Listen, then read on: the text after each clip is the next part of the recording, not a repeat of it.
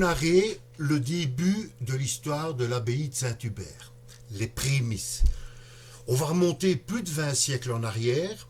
Nous sommes dans l'épaisse forêt ardennaise.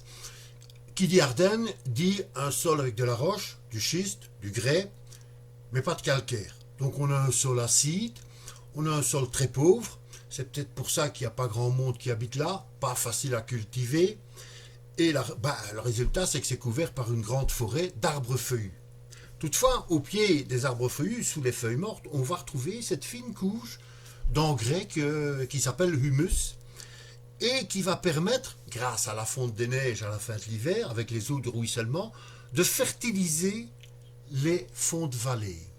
Et il y a une vallée qui va nous intéresser, c'est la vallée traversée par le petit ruisseau Andaina. Parce que cette vallée, elle est exploitée par des gens.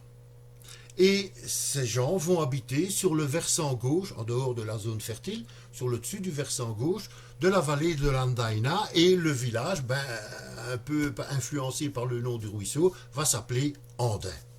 En fait, ce qui nous intéresse à Andin, c'est que c'est là que va apparaître un jour l'actuelle ville de Saint-Hubert. Maintenant, Andin est un cas isolé. On n'a pas grand-chose comme information sur Andin. Par contre, ce qu'on peut savoir, c'est que très peu de temps après, 2e, 3e siècle de notre ère, il va y avoir une colonisation de la région. Des gens vont venir exploiter, vivre là, et exploiter les endroits fertiles du territoire afin de produire des denrées pour les auberges et relais qui se trouvent le long des voies romaines. Et des voies romaines, on en a 3 qui sont là, pas tellement loin, du côté d'Amberlou, du côté de Bastogne. Toutes les 3, elles se croisent là. Donc c'est un très gros carrefour qu'il y a là.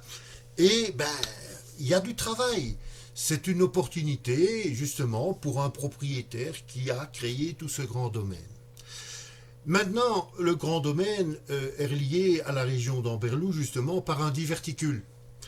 C'est un chemin, une route secondaire romaine, qui traverse d'ailleurs tout le domaine de ce qu'on va appeler domaine d'Ambra ou d'Aprowilla, enfin tout ce domaine-là, mais il représente un grand danger parce que ce chemin, très accessible, vient de l'Est. Or, toutes les invasions qu'a subi la région, ce qui est aujourd'hui la Belgique, et dont l'Ardenne, venaient toujours de l'Est et du Nord-Est. Donc, lorsqu'on a établi ce domaine, on a construit aussi ce qu'on appelle un castrum, une fortification romaine qui se trouve, qu'on a découvert d'ailleurs grâce aux fouilles du printemps 2010, qui se trouvait devant la basilique sous la place de l'abbaye. Maintenant, ce castrum, il va subir les affres du temps. Il va être incendié, y aura-t-il eu bagarre, y aura-t-il eu combat, je n'en sais rien.